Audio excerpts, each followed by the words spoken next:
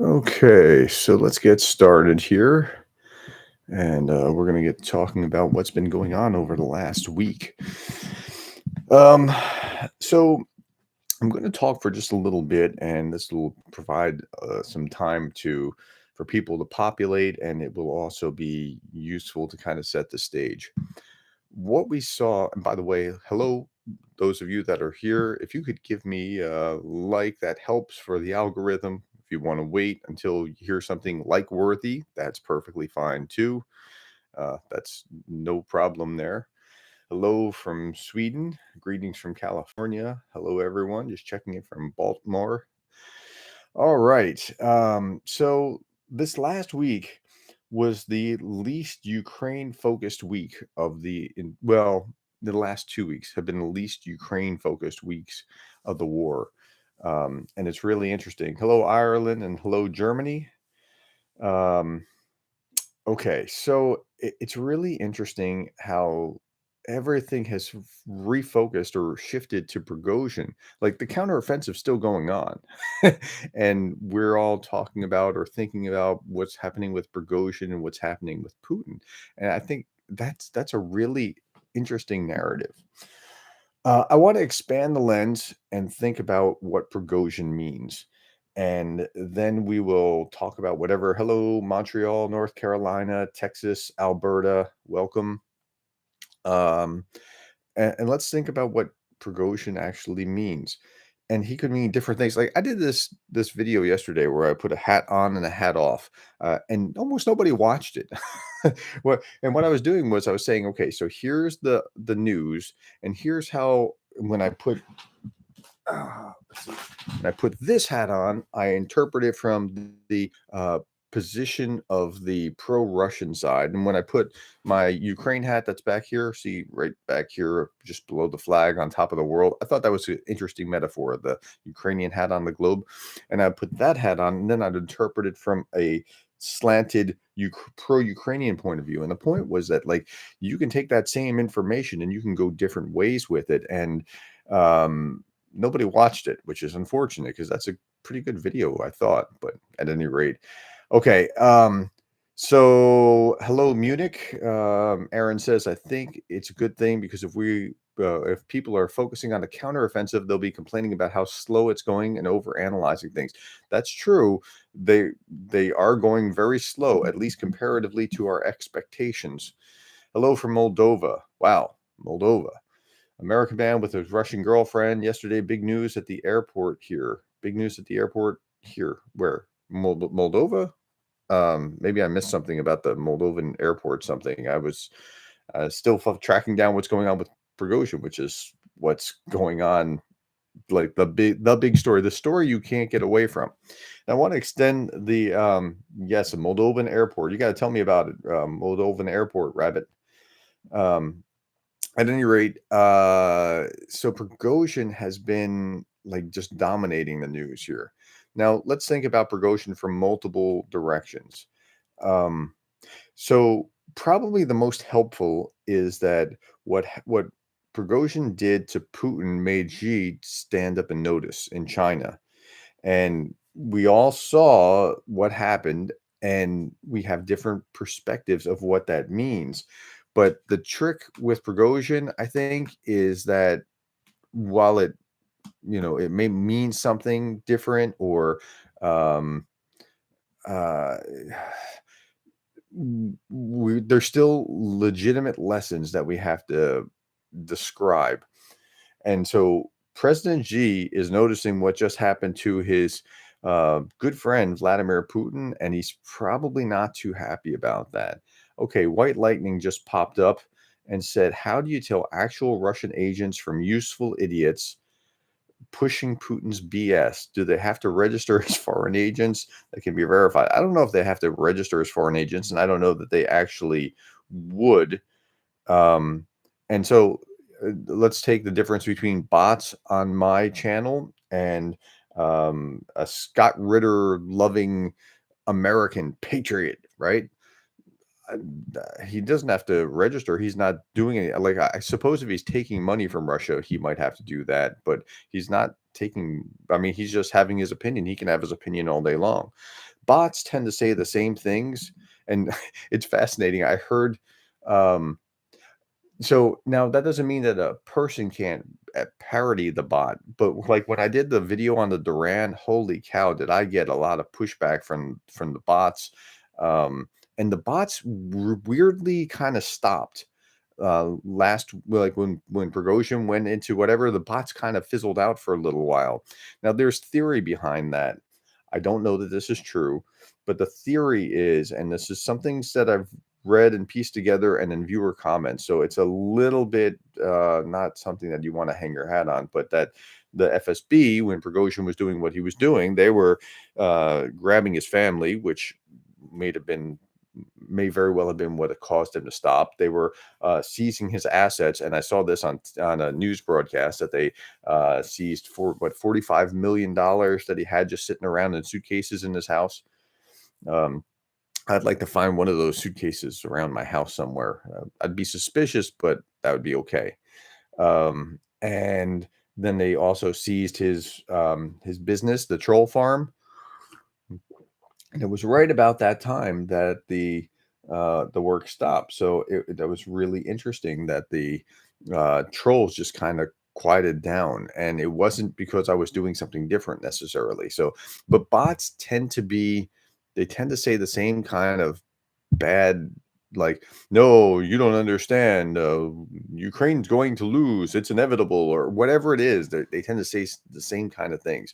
Humans tend to add other things to it, or have more a personal spin on something that you just said. Where bots tend to be less focused on what you actually said. Like, you didn't the video. I didn't say that.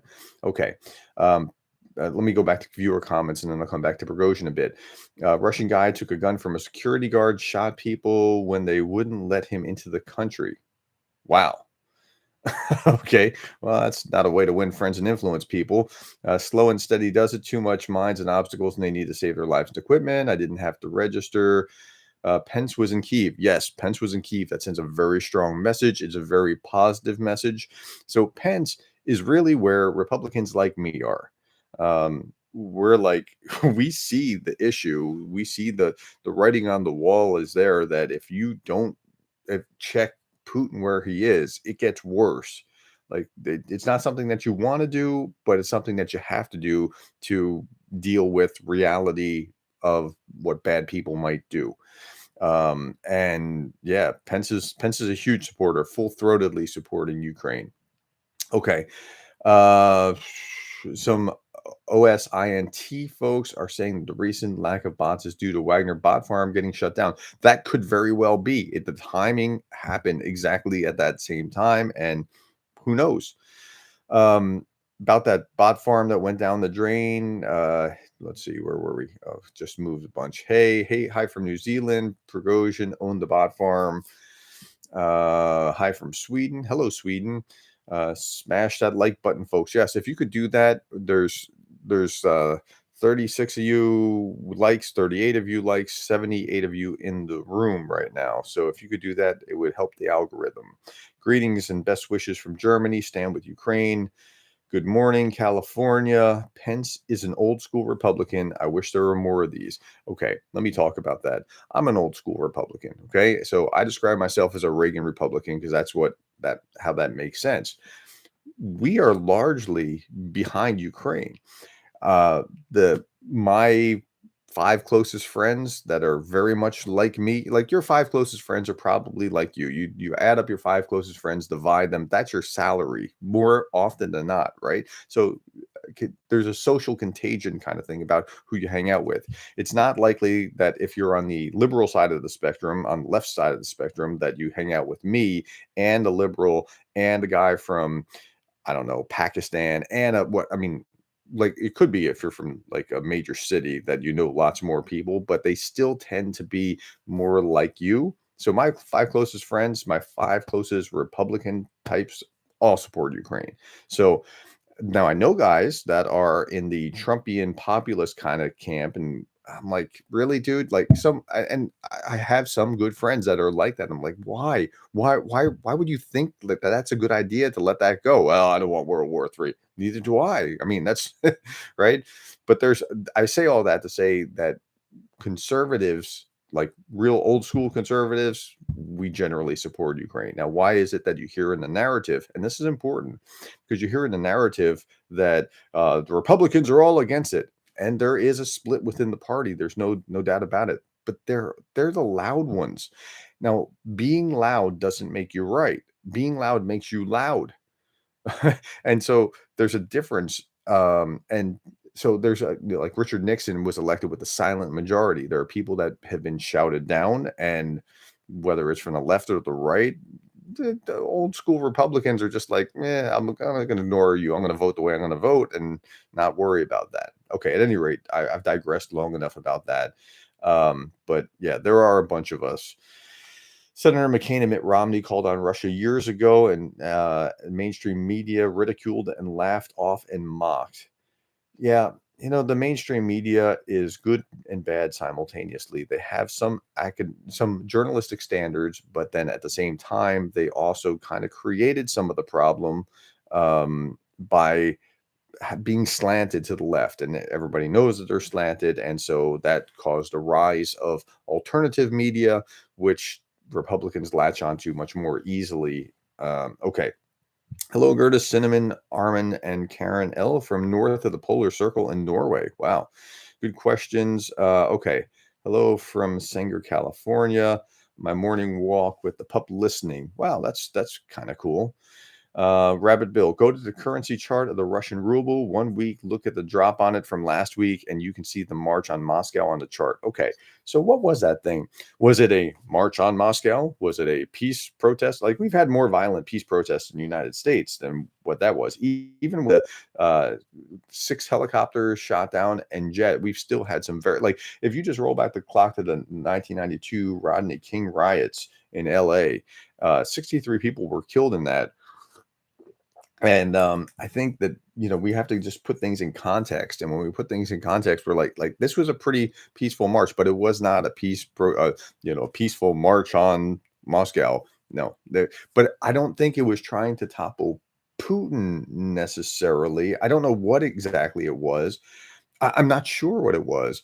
Prigozhin for a long like to knock out Putin, I don't think was it. I think it was still targeted at the leadership, but I could be wrong, the Russian leadership. But it looks like Sergevin had a hand in it, even though Sergevin, it looks like, may have gotten cold feet and condemned it, but he apparently had advance notice. We found out this week. He's now on ice somewhere that we don't know. And yeah, so it's really interesting. So let me go back to my original thing I was going to talk about. So let's expand the lens. So Xi's taking notice, going, whoa, that could happen to Putin. Now that's good because it makes Xi a little less antsy to try to take Taiwan when he realizes that something bad could happen, right? Now, how would you handle this if you were, why was Lukashenko involved? Well, Lukashenko and Putin are buddies, but they're not. Like he and Putin are on the same page, but they really don't trust each other. So Lukashenko bringing Prigozhin in. Now, he might not trust Prigozhin, but it looks like Prigozhin might be like ex-Wagner people that are going there, might be helping him work his army. Like, they're in that bad shape that they might be training his army or doing something with that. Don't know. I'm just saying these are the things that I'm hearing here. And again, I would not prove out whatever theory you seem to think is interesting. So what is Prigozhin like? If like article this week was talking about, like, what's Prigozhin going to do? Staying in Belarus doesn't sound like he's going to he's going to get something slipped into his tea, right?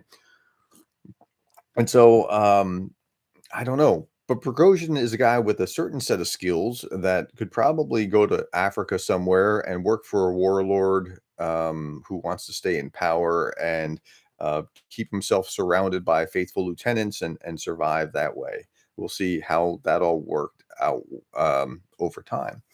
Putin is certainly weakened by this, even if he wasn't coming after Putin, just that this kind of thing could happen in an authoritarian regime certainly weakens him. And Putin has been on a PR campaign, or some people will say that his body doubles are on a PR campaign. It doesn't matter whether, I mean, you're missing the point if you're worried about that. He's doing the things that you would do for a PR campaign if something very bad happened, and that is the important thing, right? Like, he's out there making speech after speech about condemning this uprising or terror. The what do you call it? He called it an uprising. He called it a mutiny. And he called it a number of things like that to show this is bad. This is bad. Prigozhin's bad. He's a backstabbing traitor. Those kind of things. Um, and so, yeah, that's where he is, and he's doing those right kind of things. And well, he's in public, uh, showing that he's just fine. And okay, so that could be him. It seems odd behavior for someone who's so um, worried about that, but he's also worried about being overthrown. His greatest fear, to my mind, and I've seen this in multiple places, is Gaddafi. Is the scenario what happened to Gaddafi? Like, something bad can happen to him, and that goes back to the broader context of why is Ukraine a threat? Well, Ukraine's a threat because if people see what's going on in Ukraine, then they compare notes with what's going on in Russia, something bad could happen to him, and he can't let that happen. Okay, let's get back to your comments, and then if you have whatever questions, I'm just going to start chasing down your questions and see what we can talk about. So, good morning from North Georgia, I think that is. Hello from the Netherlands.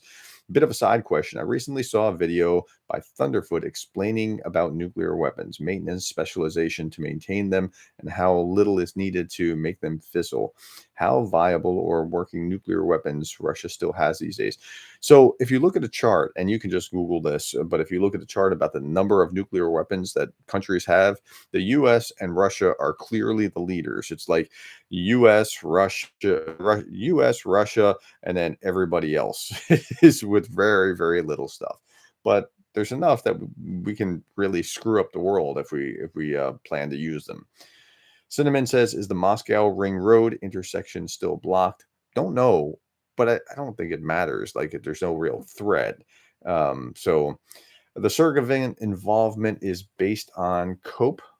Not sure what you're talking about, but there is some speculation, and I've seen it in BBC and other reputable sources, that Sergevin had advance notice. The U.S. seems to have had intelligence. The Ukrainians had this intelligence. Apparently, the FSB is caught on, and so it's kind of, yeah, not good. Free Ukraine, Noodles at Free Ukraine says, Sergevin first got cold feet and then got hot tea. He's nowhere to be seen. Yeah, he is nowhere to be seen. I'm not sure exactly what happened to him, but Sergevin and Prigozhin were buddies. And so, like, that he came out and strongly denounced it was like one of the signs that, oh, something's not going well here for Prigozhin. Okay. Uh, let's see. Thinks he's better. Lukashenko thinks he's better than Putin, putting distance to stand on his own. I'm not sure exactly what Lukashenko's motivations are. I've been to Belarus, believe it or not, and we were followed the whole time. It was kind of eerie and creepy. And Lukashenko is more Soviet than Putin was. Like, he was talking about reuniting the Soviet sphere and trying to get the cooperation of these countries together, and Putin at the time kind of discounted them. So if Putin looks at him like um I don't know, it's hard to even give an example, like this annoying little brother or something along these lines that follows the high school brother everywhere. um and yeah, it's but Lukashenko also has an agenda. And when you realize that everyone has an agenda and they're trying to follow their own agenda, a lot more makes sense about what happens. No, let's see. Putin PR campaign, Putin retaliates. So that's a really interesting thing. This forgiveness thing, you can't do that if you're a authoritarian dictator. You might be able to get away with that as a democratic leader of some sort. Um, When you're the Pope, that's kind of expected that you do that. Like Pope John Paul famously went to the jail and forgave the guy that shot him. Now the guy was still in jail, but he forgave him. But an authoritarian strongman, you can't do that, because now when another authoritarian strongman arises to try to displace you, it's more likely that something's going to happen. Will Prigozhin survive 60 days? I'll tell you in about 55. I really don't know, but if I were Prigozhin, I'd be looking around very carefully, and I'd be sleeping with a pistol under my pillow.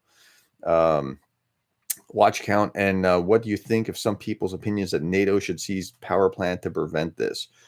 I think they have to be incredibly careful about doing that, because remember, Russia has declared that this is their sovereign territory, and if they were looking for uh, uh, an excuse to declare war, I don't think they would. But if they were looking for an excuse to say that NATO started this, that's how they would spin it, and that's exactly what they would say. Uh, well, Christian, not a question, but I love the blue and yellow lights you have in the back. Thank you. I'm glad that you like it. Can you see the flag? Like, so when you see the American flag, it's set over a Ukrainian flag, and that's intentional. There's actually these slats in the American flag. It's a like wood with space, and so the idea was to let it bleed through, but it just didn't work out. So I had to expand, get a bigger Ukrainian flag, and so you can at least see that that's what's going on. Okay. Good morning from Oklahoma. Glory to Ukraine. Okay. Hello, Oklahoma. Hit like here from Indianapolis, Indiana. Thank you. Prigozhin and Servikin basically reenacted the Moscow coup from the 90s. Yeah, you know what? That's interesting. Yeah, that's really interesting. So I was actually in the car with my parents en route to college. They were dropping me off to college when the coup on Gorbachev hit. Like, that was the day. And I remember that vividly. Yeah, it kind of had that kind of flavor. What was unfortunate was what we on the pro-Ukrainian side did with that. We got a little hyperbolic, or a little bit over the top. I tuned in and I was like, whoa. And my wife saw my riveted attention to I was flipping between certain, like, uh, Constantine and the Enforcer and Combat Vet Reacts and a few others, like flipping through just to try to find out what was actually going on. So she saw that something was unusual. But again, there was a kind of a like, it's happening. There's going to be an overthrow. Slow down. If there is, we'll see it. But slow down, and we have to check ourselves when we want something to happen. Like, what? No, it's not nearly as bad as what the other side tends to do. Because if you listen to McGregor, I mean, Ukraine's going to fall next week, every week. But at the same time, you got to be careful and just like focus on the facts, not what you want. And the next comment was that it's all speculation. Yeah, you want to be careful, because there is a lot of speculation out there. Okay, Judah Stepnik, I think that Wagner might build up a northern front against Ukraine from Belarus. I think that's not likely. If they do that, the U.S. And other NATO intelligence will certainly alert them and let them know. There won't be much of a surprise. Nuclear power plant's a huge concern. Yes, it is. Nail Hirsch says, Anna from Ukraine said Russian nukes are looked after very highly trained group of specialists where the nukes are tightly controlled. It's one of her recent videos. I can't imagine that they wouldn't be. I mean, you can cut corners in other places, but especially on your own territory, those nukes are going to be treated very carefully, I would imagine. I guess I'm confused as to why they'd arrest Sergovin, but let Prigozhin fly back and forth to Moscow discussing everything and remaining free this last week. I don't know. But like, think about this. Like, this was terrible for Putin. You took Wagner largely off the battlefield, or the remains of Wagner that you have are now going to fight within the Russian forces, but they're not going to be nearly as combat effective as they might have been, right? Those mutineers are going away, so they're not going to be part of it. So you're losing a big part of your fighting power that has, like, the only forces that have really done anything effectively for the Russian side in the last 6 months, like really gained ground. And it wasn't that much. It was like, it's only 16 miles across Bakhmut, right? So, yeah, at any rate, it just seems kind of stupid. But letting him free was, I think, part of the conditions of him stopping. And again, as I understand, the FSB had his wife, they raided his house, they took over his bot farm, they did all kinds of things. So I don't know, but I would be very careful to go to an undisclosed location if I was Prigozhin, but I don't think Prigozhin thinks like me. So, he's going to attack from Belarus. I can't see it, but you might be right. I just can't see it. Let's see. Jason Murphy says they have arrested Servakin. He is at work. Russell Headley says, so far, do you think Prigozhin's situation is good or bad or indifferent from Ukraine? It's very good for Ukraine. It has distracted Russia in a significant way. It's caused internal havoc. It is made Putin appear weaker. And now there's interesting articles. Like there was a BBC opinion that said this shows that Putin's still strong. That was a minority report. RT was talking about how Putin is so strong. He has resisted the strongman Prigozhin who had this mighty army and that kind of thing. But it's net been very good for Ukraine. So there is that. It's not an overthrow or a civil war or whatever it is that people on the Ukrainian side were hoping for. Michael Ritchie says Luka is nearing his natural death. Well, yeah, I mean, naturals in quotes here, right? It could be. We just don't know, and we won't know until something happens, if it happens. Noodles says they'll let him roam about for now. It's too obvious if they do away with him right away. He'll just have some unfortunate accident eventually. My guess is that Noodles is right, that it's going to be something down the line. His days are numbered, but we just don't know when. But I don't know. I mean, that's my speculation only. Cinnamon says Ring Road is full of color. I don't know. It was like 2 weeks ago. Noodles, good point. Heavy Metal says, what are my thoughts about Putin's purge? Do you think that it will be as severe as Stalin's purge? Okay, so authoritarians tend to be really paranoid. And now Putin has, so I was thinking about this. If I was Putin, I would already have been paranoid. First, you have 20 years in power as an authoritarian, and you're in the war, and after COVID, he's already paranoid. Now it's like somebody who's already has PTSD, post-traumatic stress disorder, and they're walking through a dark alley and they were almost mugged. Now they're going to be hugely hyper paranoid with everything, and there's going to be a purge. Will it be as severe as Stalin's? Or I don't know that it's going to be like that. Like Stalin was like off his rocker kind of something, but I think there may be a significant purge of anybody tied to Prigozhin and Servakin and whoever else might have been. Like the FSB has got to be working in overdrive on almost nothing but right now working out this purge, this coup attempt. And again, I just called it the coup attempt. That's what it's in the book. I don't think it was a coup trying to take Putin. I'm not sure exactly what it was. I think the military wanted. I think honestly, my gut tells me that what Prigozhin wanted was power for himself to take over the military, still under Putin, to make himself to set himself up for the next stage later on. And again, it was to go back and do more damage in Ukraine. So he's not a sympathetic figure. And when the people were cheering Prigozhin in the streets, they were saying things like, yeah, go back and kill more Ukrainians and that kind of thing. Like, so the Russian people were not just trying to overthrow Putin. They wanted Prigozhin to kill more Ukrainians. And that, I mean, like, that's the kind of thing that you have to understand. Like, that is freaking nuts. And so, like, there's no sympathetic figure here. Okay, we can see the flag and it's beautiful. Thank you. Good morning, Cheryl. I hope you're having a good day in Tucson. Noob of the Year says, hi, Professor. What's the topic? We're talking about Prigozhin.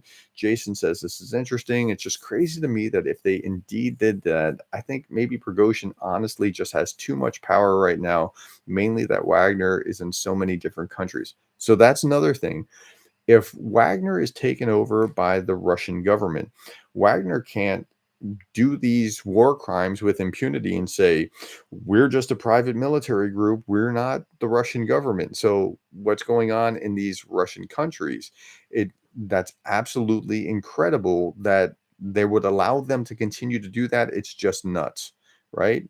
So, and when you're now the Russian government doing these things, now the Russian government will be on the hook for the war crimes that Wagner was on the hook for if they've taken them over in these African and other places, countries. So, yeah. Okay. I just lost my place here. All right. Well, wow, there's a lot of comments here. Okay, so Jason, that's interesting. Okay, we just talked about that. Can Putin's chef taste poison? I think he can, and I think he might. We'll find that out. Um, Not sure if it matters as long as it ends up in his body. Uh, Antoine, hi professor. I came across an interview of a Russian medic who fought on in Ukraine. It's on Willie OAM channel, and this guy's perspective is imperialistically insane. If that makes sense, yet interesting. Yeah, Antoine, you're thank you for pointing that out. You all need to see what Russians are actually saying about what's going on. Like, you need to watch that so that you can understand they are really believing this propaganda, or here's how this works. And I try to bring this out on my channel a lot, right? So you can see it. And with filter through my interpretation, you don't like just pull your hair out. Although it seems like I've pulled some of mine out here. It's really remarkable what they're actually saying, and your tendency is going to be to read in your own view, like, no, certainly they can't say that would be way too crazy, and you're like, no, they really did. Wagner will just probably go to Africa full time. Well, that's interesting. Does Wagner Africa have to be rolled into the Russian military? And if it does, they can't do the things that they were doing with impunity because now they're part of the Russian state. And so it's just interesting. Antoine says, thought it might be worth you watching and perhaps making analysis on. That does sound like it's something worth watching on Willie OAM.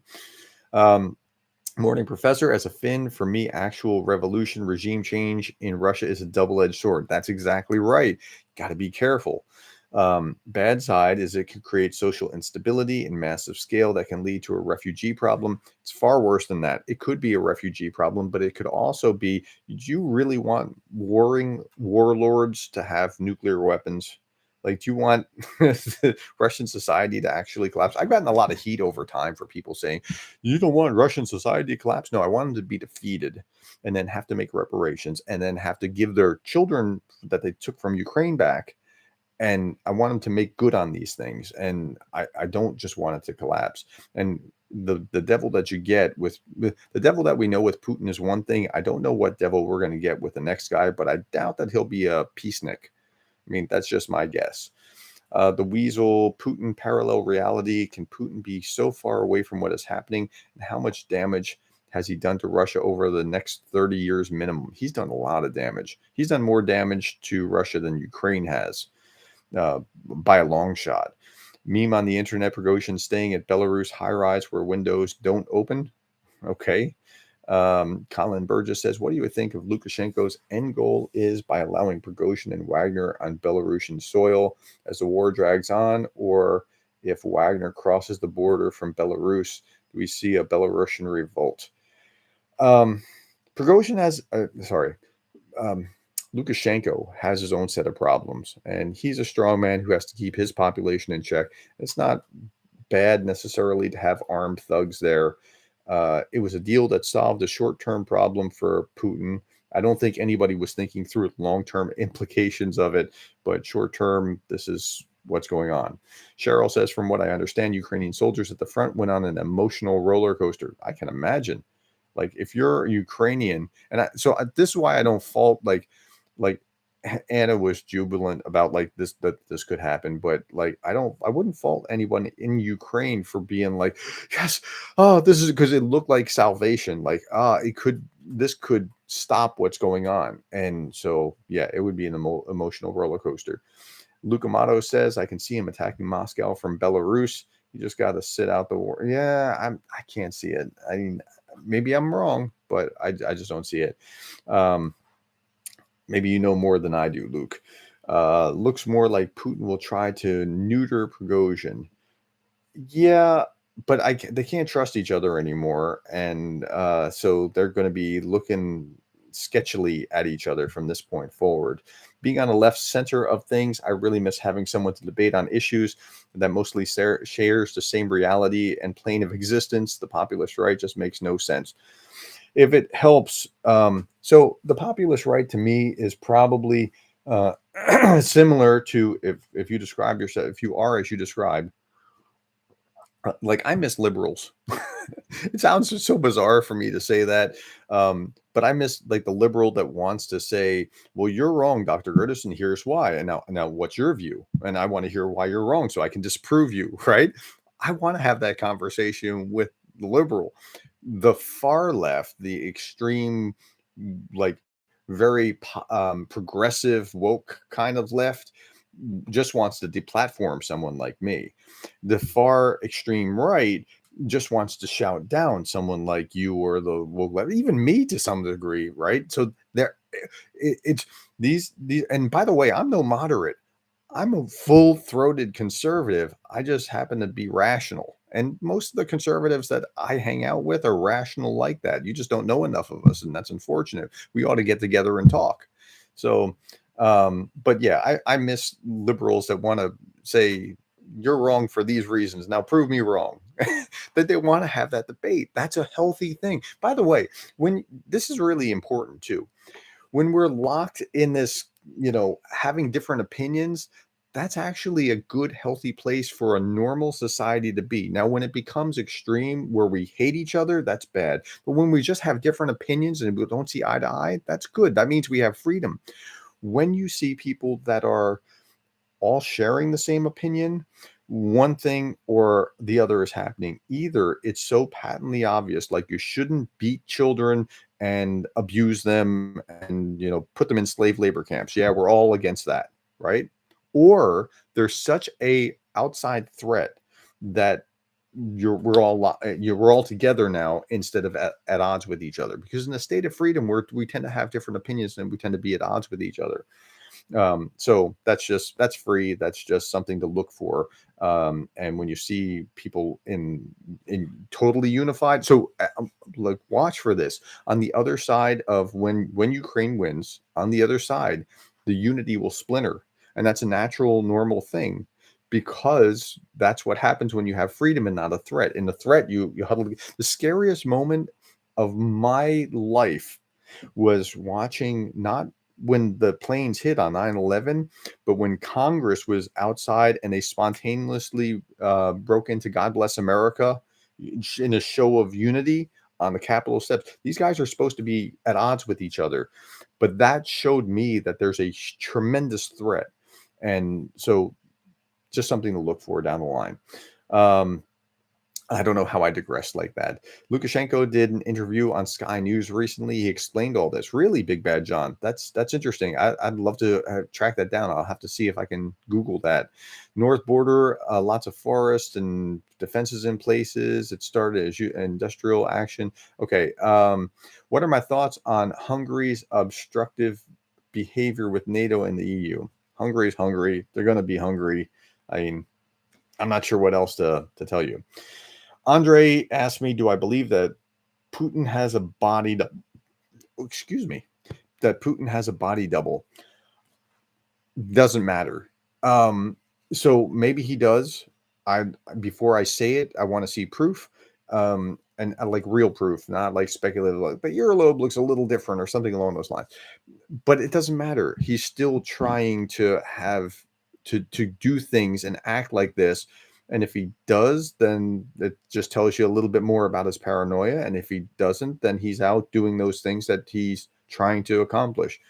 Um, Speculating about it, I don't know that it helps me at all analyze what he's thinking or how he's trying to communicate, because he's trying to communicate through him or through the body double. So, but I don't know. Big Bad John, except Lukashenko is about as believable and paranoid as Putin. That's right. But I understand Lukashenko a little bit more than Putin since I've been to Belarus. And he is quite paranoid himself. And he's got like a little chip on his shoulder from being the junior partner, and he knows he's the junior partner. Rob DeRich says Jake Bro recently drew a comparison between the progress. Oops, I just lost it. I'm coming back. Wow, there's a lot of comments. I'm going a little bit too slow, apparently. Jake Bro recently drew a comparison between the progress of current Ukrainian offensive and Allied offensive after D-Day. Do you agree with him? Yes, in spirit. Of course, it's different. One's a seaborne invasion, and one's just going through other defensive. But the general point of that was it starts small. We over expected things. We had higher expectations than we should have because of Kharkiv, because that brilliant thing that pushed back all kinds of ground. We just got a little spoiled. Noob of the year, I think they harm Prigozhin. It will upset the Wagners, but they may do it quickly to make their point. No rebellion sooner than later. Yeah. Hi from Montreal. Sharon says, I think that Russia might change their mind about the war if Ukraine could use all their weapons on Russian soil? Yeah, the more that they press the use of their weapons on Russian soil, the less exciting that gets for Russia, right? Because now it's really hitting home in a big way. Little funny news, but Belarusian border patrol claims that Ukrainian soldiers threw a potato at them through a drone. That is kind of funny. It's a waste of a potato too. A guy thinks Ukrainians are brainwashed. That guy, who's that guy? I don't know who that guy is. Okay, Micah Bika, thank you. I'm not sure who that is, but somebody just dropped the super chat. I think that's a super chat. Something with $5 just popped up, and I want to say thank you to whoever that is, because that's kind of you. I'm assuming that's super chat. I'm really kind of an idiot about YouTube. I really just don't understand how many things on YouTube work. I did as part 2 of the video I did yesterday or day before yesterday that did really well, and then yesterday's kind of fell flat. And it's just an extension of the first one that did really well. I thought it was even better, but nobody watched it. I don't know what I'm doing. Okay. Micah Bika says, it seems to me that Prigozhin lost a lot of credibility with Wagner recruits and his military when he backed down. That's right, because they were all in behind him. Vlad Vexler had an interesting interview on the Focus channel, in depth on the community. Cluster bomb time. Well, cluster bombs are on their way. It appears it seems like Biden is signing off on some kind of cluster munitions of some sort that I just read about. Don't quote me on that, because I only read the headline. I did not get into the actual article, but this was just yesterday. Noob of the year, was talking to somebody else. Never mind spud guns or spud drones for the win.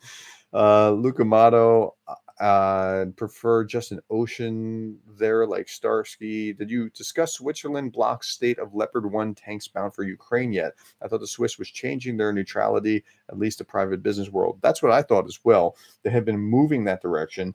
So the Swiss have had a historical legacy like this of not doing that. North Korea, or not North Koreans, the South Koreans also don't tend to give weapons. And so if they are doing that, that's amazing.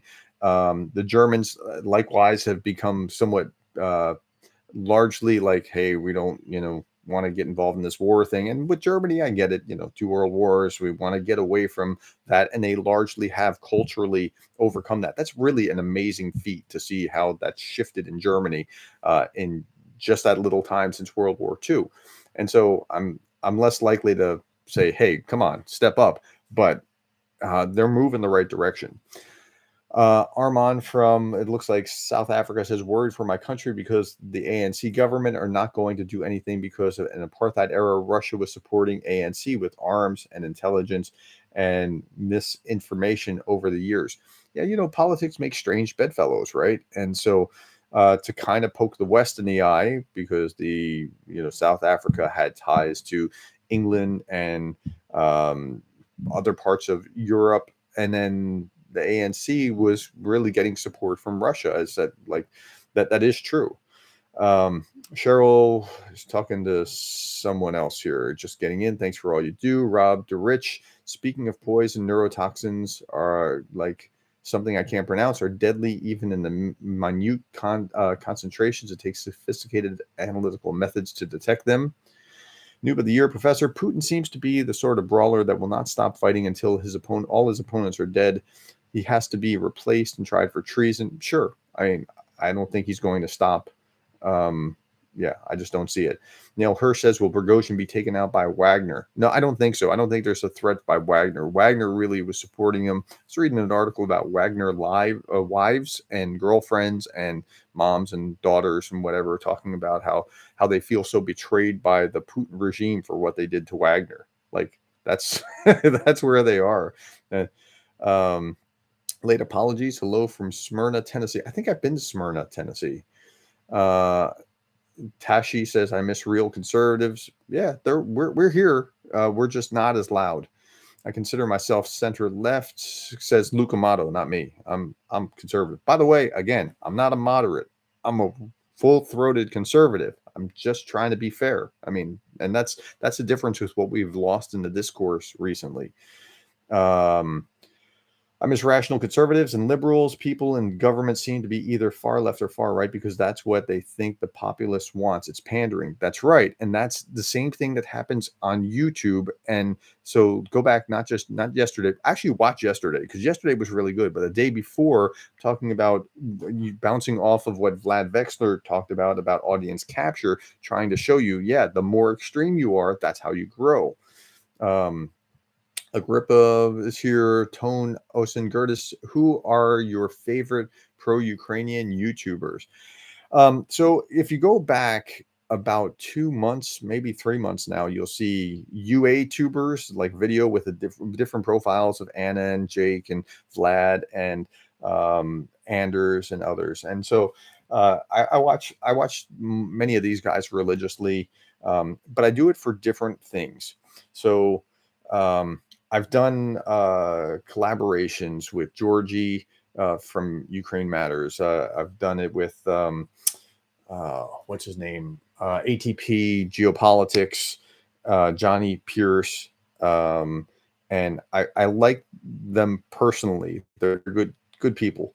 I listened to Jake to hear his perspective, which is fairly similar to the way that I approach things, but he comes from a military background that I don't have. I also, for that reason, listened to Anders Puck Nielsen, and Anders was kind to me early on, giving me some advice about like how to do things on YouTube, and I got to give him props every time I see him. He's not just got great analysis; he's a kind person. I listened to Anna. Anna has interacted with me behind the scenes as well, and has been helpful. And I listen to Anna so that I can feel the emotion that Ukrainians are feeling. Like, that's a very different way of approaching things. If you want analysis, you can get Dennis or Georgie, or I like war battle map kind of analysis, or reporting from Ukraine. Reporting from Ukraine does the tightest analysis that I've seen. Now, I like folks like Combat Vet Reacts. I also like Enforcer and Mercado are interesting, but they're too long, and people are mixed about it.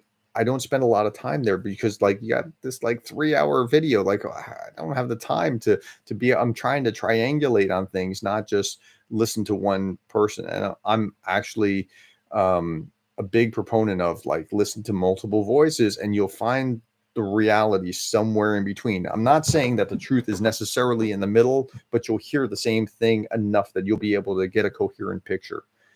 Okay. Brian Hatcher, I often find myself agreeing with liberals on issues they frame. It's their solutions that I have a hard time with.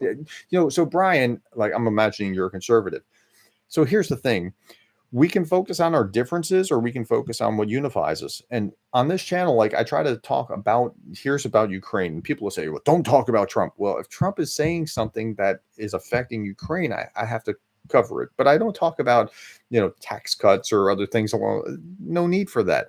Let's focus on what unifies us. If we focus on what unifies us, what we find is that you and I, let's say you're as far left on the spectrum as possible, we still want the same basic things in life. We want to be happy, we want to be healthy, we want to, have a good family. We want all these same good things. Oh, thank you for the I think that's super chat. Thank you. That is, who is that? I don't know who that is. Being nice to see you and ATP Geo get together again. Yeah, we almost did last week, and we just couldn't arrange it. Uh, last Saturday and Sunday, and we still need to do that. But so you just raised ATP Geo, like you know what he does in the rest of his time on his regular channel is uh, try to destroy arguments from Christians. Like that's what he does. And he's a philosopher that spends time on that kind of thing. Okay, but I want to have the argument with that kind of guy because we can at least have a rational discussion. And so um, that's fine. And the thing is, we agree on more than we don't agree on, in the sense that we agree that he should have his right to speak and I should have my right to speak, and we should try to find out where the truth is. Great. That's healthy. That's positive. And neither of us are shouting each other down. And particularly here, when it comes to Ukraine, we're of like mind on supporting Ukraine. So we can find those places where we agree. And so Brian said that he often finds himself agreeing with issues that they frame, but not solutions. Okay, so we have different solutions. That's fine. Let's argue about the solutions, but let's focus on where we can find unity. Tashi says, I'm a liberal. I voted for McCain as my senator twice. Right. I mean, that's okay. And if you didn't, that's fine, as long as you are willing to be rational and have that argument. Doesn't matter if you're liberal, conservative, moderate, whatever. We can have these discussions. Okay, I'm social oriented, conservative liberals. I miss socially oriented conservative liberals. Yeah, I mean they're few and far between now, but again, there's extreme on both sides. That is more and more. Just Savvy just provided a super chat. I missed most of the stream, but welcome. It's just Avi. Sorry, not just Savvy. Welcome, Just Savvy. Okay, wow, I got to the end of my questions? That couldn't be. Somehow I missed a bunch of questions here. Well, hold on. Let me go back. I'm going back into the question stream because I think I missed some stuff. Oh, wow, I did miss a bunch. Okay, so Armand was worried for his country. Noob of the Year says Putin seems to be a brawler. And I miss conservatives. Okay, this is why I wish you Americans had a system that allowed for more than two major parties. It would allow for a lot more than opinions to show up in public debate. Okay, Malagar, here's how this works. Now, I did my doctoral dissertation on the leadership assumptions of American statesmen during the Constitutional Convention and ratification debates. Nerd, right? Okay. Now, here's how the American system works. In your parliamentary system in Europe, what happens is that you're going to have multiple parties, and you'll have like 10 different parties, let's say 5 different parties, 10 different parties, and then however many people get voted, they have to create a coalition, and that majority coalition gets to move things forward. America does it in reverse, right? The action is in the primary. So we have a primary election to appoint. Now, the reason that you only have 2 parties is because it's easier to get elected if you have a majority of people trying to get you over the line. Okay. So we have Republicans and we have Democrats. And so the action is not in the primary between the Republican and Democrat. The action is in the action is not in the general election, it's in the primary. You have your coalitions. Like, let's just talk within the Republican Party. You have conservatives like me. You have libertarian type of conservatives. You have populist type of, not conservatives, but populists that are kind of within that sphere that are all Republicans. The old joke used to be that you had shepherds and you had fox hunters. Fox hunters are the old style, like big business kind of conservative that's really just interested in that kind of thing, and shepherds were interested in like moral issues and abortion and things along those lines. But they had a tacit agreement between them that if it looks like a fox or a wolf, you shoot at it, right? So they have this coalition here, and that forms their candidate that they put forward. Same thing on the left. They have their coalition here, and they put up their candidate. So they have the same features. The real action within the American system is in the primaries, and most people don't understand that. Okay, I'm digressing. Brian Hatcher says, I often find myself agreeing with liberals on issues that they frame. Yeah, we just talked about that. Let's see. I miss social oriented. Good thoughts. And I was one they wanted to see over in Russia. Glad for your helping seeing. Glory to Ukraine. My Republican rep in Tucson seems pretty reasonable. I'm relieved. Well, I'm glad to hear that. If Putin loses an arm, what will his body doubles do? That's a pretty funny joke. I've seen those memes.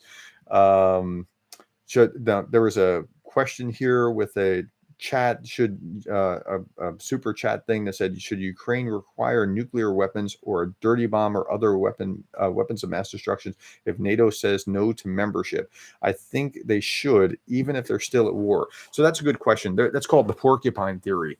And the porcupine theory is this idea that even if they weren't in NATO, if they were so prickly, if they had so many like pointy objects that would make an invader not want to invade, that, nothing would happen. I'm not sure that nothing would happen because like this isn't rational. But remember, when they gave away their nukes with the Bucharest memorandum. Yeah. Budapest memorandum. Sorry, excuse me.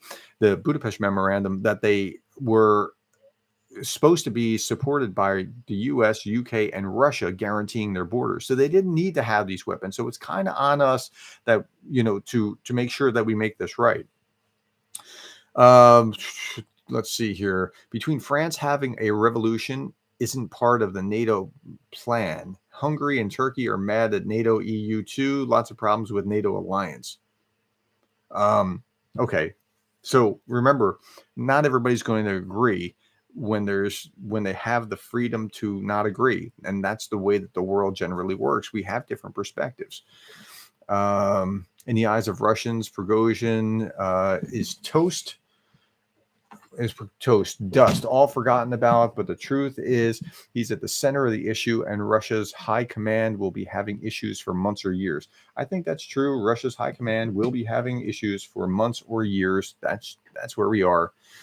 Cheryl said, read the super chat message. Did I read the right one, Cheryl? I'm sorry. Again, I'm not very talented at YouTube here. Cheryl says, I feel cheated when they skip my super chat message. Read the message.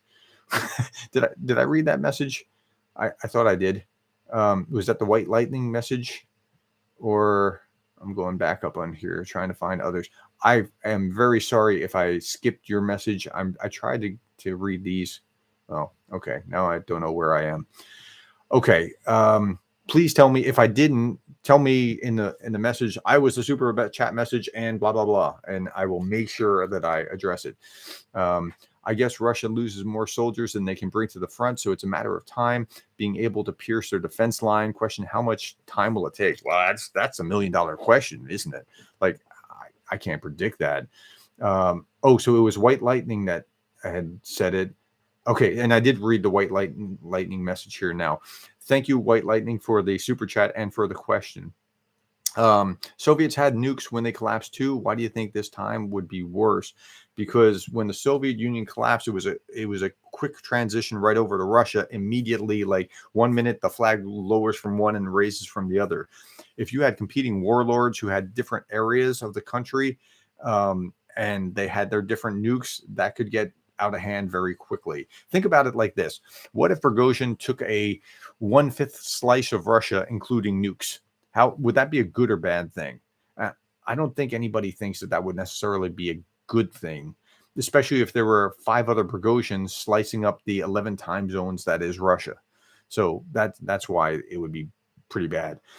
Brian Hatcher, I think it was Perone whose slideshow had the number of systems that an F-16 can use.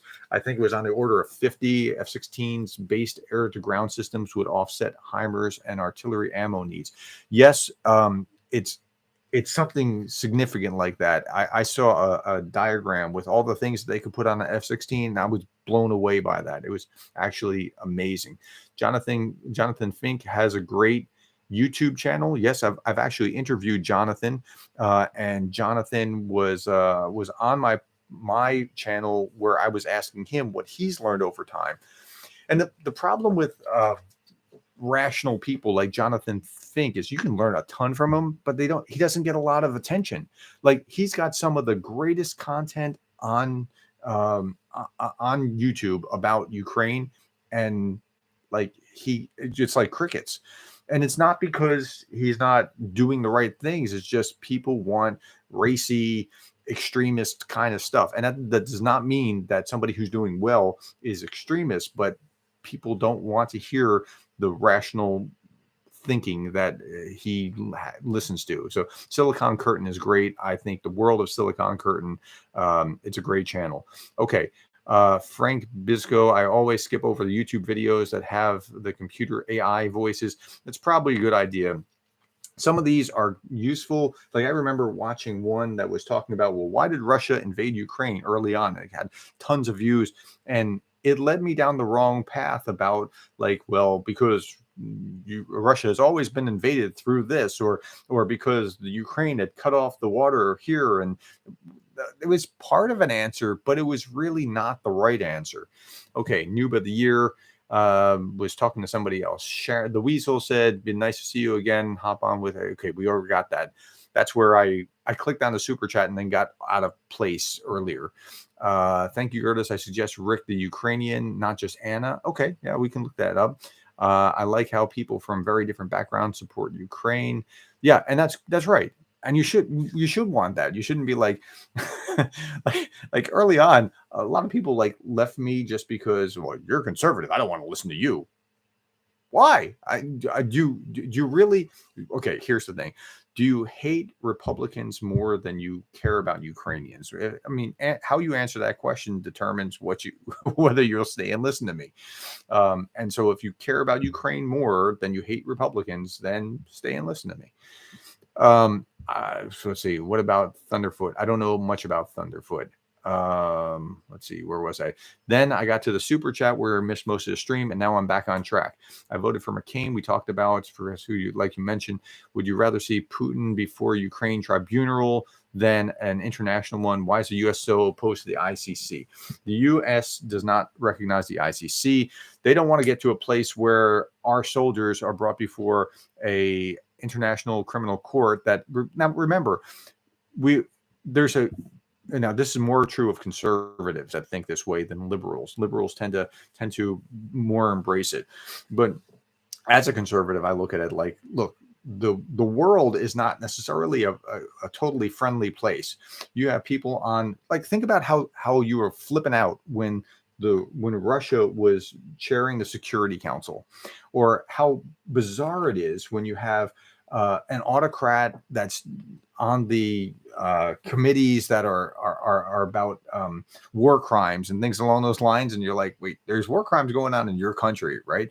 So we are hesitant to give away any portion of our rights, including those to an international body that might be doing that. So I don't particularly like international bodies to do that, but I do want to see Putin stand trial in Kyiv for the crimes that he's committed against Kyiv. I believe that's the right place for it to be. That's just my perspective. I could be wrong. You could be right.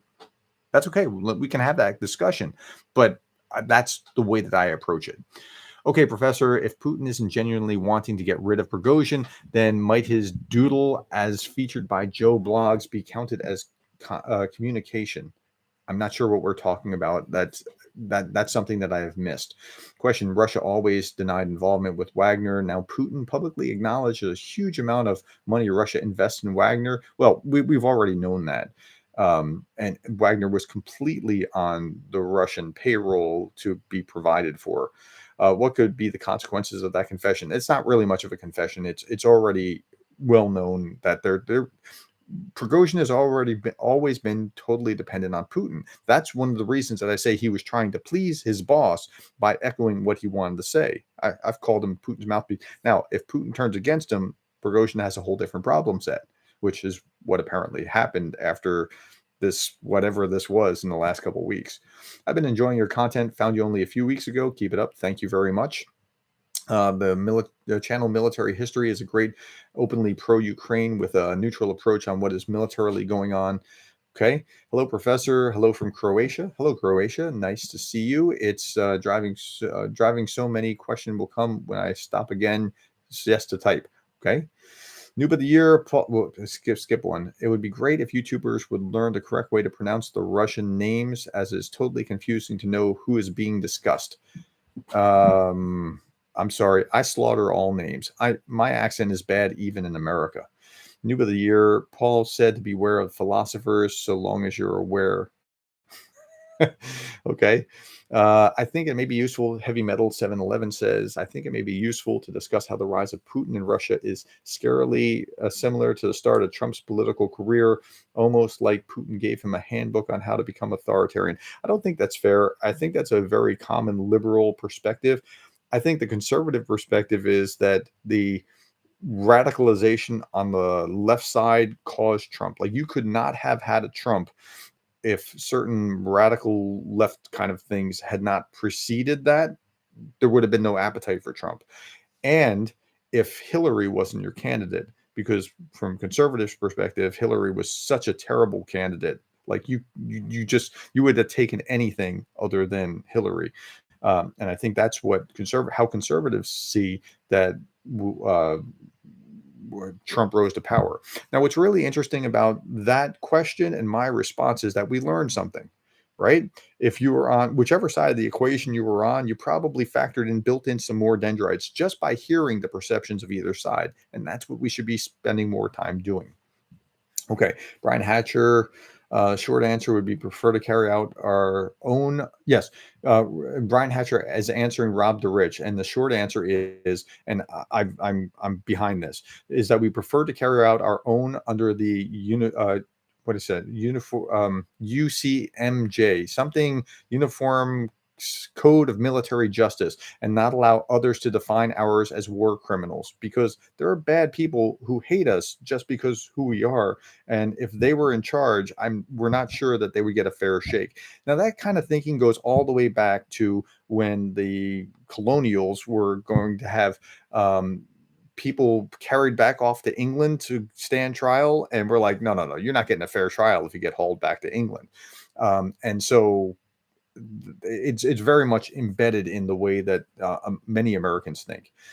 Okay, interesting. Catch up with the rest later. Says noob of the year. There have been independents running before too. Yeah, but independents don't tend to get a lot of traction because they don't have the support. Cheryl Waitley. Yes, you just read it. Thanks. I'm a little behind. Antoine. If this counts as a revolution in France, we must be on our 500th revolution in our history. Yes, that's very true. Like, France has a much more of that turnover in that, and if that were to count, like, that's. I don't think that this was a revolution. I don't think that what Prigozhin did was a revolution. Mutiny, okay, I can see the word mutiny. Revolution, not exactly. I don't know that he was even necessarily gunning for Putin so much as trying to, like, take over the military so he could go back and do bad things in Ukraine. Like, okay, at any rate. Stephen Sipe, welcome, Stephen. There are several coup or mutiny questions still unanswered, which are critical to fully understanding. Absolutely. Frank says the USSR to Russia was a peaceful transition. Gorbachev designed it that way. If Russia collapses, it will not be peaceful. That's exactly my point, Frank, and that's what we don't want to see. Tashi says, when I watch this Russian infighting, I imagine Star Wars characters in their place, and it makes sense. That's right. You read both of my supers, White Lightning. Thank you, White Lightning. I appreciate your support. It really warms my heart when somebody is willing to support me like that, just because this takes a lot of time and energy, and it's just a thank you, and I really appreciate it. Colin Burgess says the YouTuber Basics Daily covered his recent video that Kazakh authorities discovered Russia was trying to recruit from their populists. Have you heard? Yeah, they've been trying to recruit from their. Kazakh was trying. They were trying to recruit from the Kazakh populists. That's really interesting. Yeah, I would imagine they are, because they're trying to recruit anywhere that they can, because they know that they have a manpower issue. Jonathan Fink, MVJH says Jonathan Fink channels Silicon Curtain for interviews and Silicon Bytes for news summary. It's good stuff. I highly recommend it. Lars Ronez, I'm sorry if I'm slaughtering the name, Ronez. My country DK has over a dozen parties and many more outside PM. I'm not used to being this or that. I'm used to agreeing or disagreeing. At times I agree, at times I disagree. We all agree on Ukraine. So I don't agree with what's his name, Jordan Peterson, on his stance on Ukraine. I find a lot of what he has to say to be really, really interesting, really insightful, whether I agree or not. Sometimes I agree, sometimes I don't. But he did say there's a certain genius in the American system, and that half the population gets roughly what it wants about half the time. And that's right. I mean, that's a pretty good, pretty fair way of saying it. You don't get all of what you want, even if you're even within your party, but you kind of get your guy half the time. You kind of don't get that half the time. So it's a pretty good system. Um, what the radical left things that preceded what are two, that's a lot to go into, and let's not have that conversation about this right here because we're trying to stay on Ukraine. I'm just trying to explain how the system works as it relates to Ukraine, but let's not do that right now. Cheryl Waitley says, to me, it's very worrisome that the intersection between conservatives and Orban, CPAC, and Hungary. Yeah, but so Cheryl, I think what's happening is, and you see this in RT too, like RT will amplify conservative points in trying to split, conservatives away. And they know what they're doing in that. And that makes me mad. What also makes me mad, like, so last week we saw this thing about, President Biden said that the war is not going well for Putin in Iraq. And I saw it in RT and I went, okay. So if I saw it in Fox News, it would make me chuckle, right? Because it's a partisan talking point. But when I see it in RT, it makes me freaking mad. I don't want the Russians to be mocking my president because I'm an American before I'm a conservative. Does that make sense? Like, I am a conservative, no question, but I'm an American and you're mocking my president. As much as I disagree with pretty much everything that he said, that he stands for on his side of the equation, except Ukraine, where I'm right there with him. And so, yeah.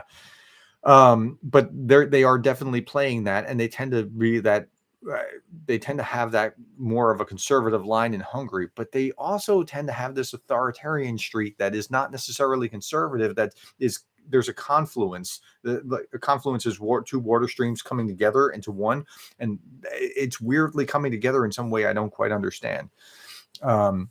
Just curious what I think the radical left is. We're not going to get into that kind of political discussion right now. But there is a radical left. There is a radical right. Everybody understands that there are. Just like, let's just have rational discussions with each other about the things that we can find common ground on and move forward from there. Stephen Seif, was Putin and the FSB playing a Thunderdome game with Prigozhin, Shoigu, Gerasimov? Is this case the worst possible scenario as all three live to walk out of Rostov? I don't know what was going on still. I mean, I would be surprised if Shoigu is still in charge when the war is over. I think he'll probably, so maybe that's not fair. Shoigu is a buddy of Putin's, right? And authoritarians don't tend to look for merit. They tend to look for loyalty. And so Shoigu has been safe because he's Putin's buddy, but he's not really that competent. And so that's kind of a problem. So I have to backtrack on it because I'm thinking through my lens, like my American lens of like, this guy's got to go. He's not doing his job. Okay. John H says, hi, Professor. I'm late, California time. Yeah, that's rough. Thanks for keeping up the fight and for all your time. Thank you for appreciating that. I appreciate the encouragement. I thought it was interesting that Pence was in Ukraine recently. Yep. While his opponents were, but he was making a very important point, staking out very different ground than Trump in going to Ukraine. That was important. Rob DeRich says, after what happened to Ukraine, states that would arise from the breakup of Russia will certainly no longer give up their nuclear weapons voluntarily. Rob, you're onto something huge, right? So one of the reasons that you can't give into Putin's blackmail is if you do, what message does that send to the rest of the world? Get a nuke and you can do anything you want. And we really don't want to be sending that message. Okay, Moxie says, considering last Trump news, aka secret document leak, is his run for president down considering votes. So because this could impact Ukraine, I'm going to touch on this, but only briefly. to the degree that Trump looks unfairly attacked, his supporters support him more regardless of what he does. You just need to understand that. Like, if you thought that, okay, let's roll back the clock. Trump's in charge. And what happened with the first impeachment? Well, the left lost their stuff because it looked like he was pushing Zelensky to probe about Biden through Biden's son and his dealings with Burisma. Like, they thought that he was going after his political candidate to try to sabotage them. Now, if you're upset about that, then if you're on the other side, you're going to be upset about this. So I think it'll actually help Trump more than it'll hurt him, believe it or not. And not because I wanted to, but because I think that's my legitimate assessment that that's how it's going to play out, because it looks so unfair. So if you prosecuted everybody else, including Hillary, remember the server, or Biden for leaving stuff around in his garage, or what, if you prosecuted everything else and it was fair, no problem. Okay, he did, whatever. But if you aren't, then it looks unfair and they come out irrationally. Look, I worked on a congressional campaign in Tennessee in 1998. We were trying to unseat a Democrat who was the incumbent, and so there was this guy in a state Senate race. His name was Tommy Burks. Tommy Burks was a Democrat state senator, and this guy named Byron Low. This is the weirdest story that you're going to hear this week, this month. This guy's name is Byron Low Tax Looper. Okay, you can look this up. You'll Google it. You'll find it. So Looper was a Democrat from Georgia, came up to Tennessee, realized that the only way he could run was if he converted to become a Republican so that he could actually run against a Democrat. And so he ran against, he ran in two races. He ran in, I know I'm digressing and this isn't Ukraine, but I want to illustrate here how weird this kind of thing can be. He ran against the Democrat for both Senate and Congress at the same time as a Republican, right? And he lost. The good people of Tennessee never thought people would run for two seats at the same time. So there was nothing prohibiting him from doing that. So he lost the congressional one. That's the race that I was trying to help with. And he won in the primary for the state Senate. So before the election, he drove up on Tommy Burke's farm, shot him in the head, and drove off, and then he went to jail. Okay. Now, the good people of Tennessee then wrote in his wife. Like his wife was not on the ballot, but they came out and wrote in, like, you have an option to write in whoever you want to write in, and overwhelmingly wrote in Tommy Burke's widow. So that was an emotional reaction, and that's the kind of thing that you're seeing here. By the way, there's more to the story. Low Tax, by the way, he legally changed his middle name to Low Tax on the ballot. Low Tax Looper went to jail, where he ultimately assaulted a female officer and then committed suicide. So, okay, weird things happen. Okay, Ben Hodges defined a coup as against a government mutiny within a body following orders. Okay. Yeah. I mean, I guess that helps understand it. Tucker Carlson appeared on RT way too much. Yes, he did. The duoploy in America is danger to the world. We need a third party.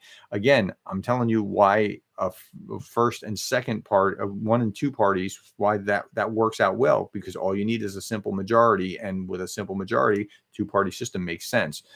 I'm not saying it's the best system, but it makes sense if you understand it. And then the actions in the primary.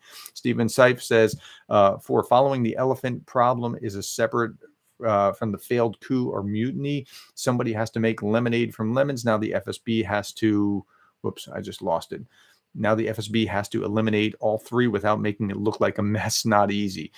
Yeah. And someone suggested a revolution equals a revolt that was successful. A revolt is a revolution that failed. Yeah, that's good, Lars. It's just savvy. Are you willing to be interviewed on another channel? Sure, why not? I mean, I'm happy to collaborate with whoever.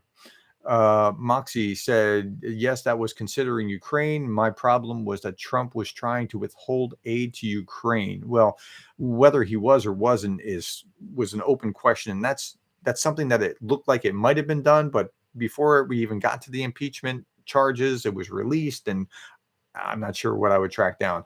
Colin Burgess says, I live in Western North Carolina. I've gone down I-40 all the time. I never knew the story behind Tommy Burke's Memorial Highway. Yeah, that's right. There is a Tommy Burke's Memorial Highway because that goes right by Nashville, the I-40. So yeah, I'm glad that story helped clarify that. I mean, it was for other purposes, but yeah, that's the Tommy Burke's Memorial Highway. Okay. Let's see, where were we? Yes, considering Ukraine, my problem was okay. W says, I hate that he lied so much about it. Just admit, take your slap on the wrist and move on. Mr. Kilted said, what you're trying to say is that we are equal, but some are more equal by prosecuting one person while others did the same. So what I'm saying is, if it appears to be unfair, no, I think you should prosecute Trump, but I think you should prosecute everybody else that did all these other things as well. Short of that, if you don't do that, then you have to not do, or like say, guys, hey, from this point forward, we're doing this for everybody or something. I mean, you've got to have the same standard. Okay, so it looks like the last comment, how long are we? Wow, 120 minutes. Last few comments I'm going to read. Third party can only bring ideas to party platform. Independent votes can send dissenting opinions. So Bill Clinton got in with the minority of the population because of Ross Perot. So that's the danger, is that a third or fourth party can split it so that the majority didn't actually get with Bill Clinton who the majority voted for. So that's the danger there. Okay. Last year, summer news rumors, Prigozhin training militias of northern Ukraine, Belgorod, not for the war, but for self-def. Have we heard more? You know more than I do about that. How do I manage to watch all this Russian propaganda without throwing your computer out the window? I think it's kind of like a doctor looking at a body and not like being like, hey, right? I mean, a doctor has a medical, like he's just trying to, do his doctoring thing. In the same way, I'm just trying to understand. And there's a certain curiosity that goes with this. Like, why do they really believe or think the way that they do? And when you approach it like that, yes, I choke on my own vomit periodically with the things that they say, but it's just it's more trying to get to the root of how they're thinking, because I just don't fully understand it. Cheryl, sure, prosecute them all, no problem there. Cheryl, we're right on the same page. Prosecute everyone. Let's, especially when you have a double standard where somebody that's a private or a corporal is going to get prosecuted, but you're not prosecuting someone very high. No, prosecute all of them. Okay, I can get behind that, and that's a fair and reasonable thing. So, okay, I hope this helped. If you have any last questions, I'll answer it, and then we'll be done. So it doesn't look like I heard still there. Good to see you. Thank you all. I appreciate that you care enough to be listening this long in and trying to understand what's going on. And I really appreciate your support for me, your support for Ukraine, your interest. And I hope to see you again soon. If you were interested, if you watched the video 2 days ago where I was talking about the audience capture, I'm really curious what you think about what I did yesterday, which got very little play. It's the one where I'm wearing this hat, and then I'm wearing the Ukraine baseball cap as well. I'd like to hear what you have to say about that, because I was like, wow, nobody wants to watch this. All right. Last couple of questions as we're leaving. I'm a European and consider myself a left-wing social democrat. I have trouble understanding conservative standpoints. This is exactly the reason I follow your channel. Great. I'm glad you're here. I want you to be here. I want, like we should hear each other's views and then get to know each other. And if we do that, we don't have to even agree, right? but we do have to understand each other, and that's okay if we don't agree, but we don't want to set up a straw man about what the other person's like.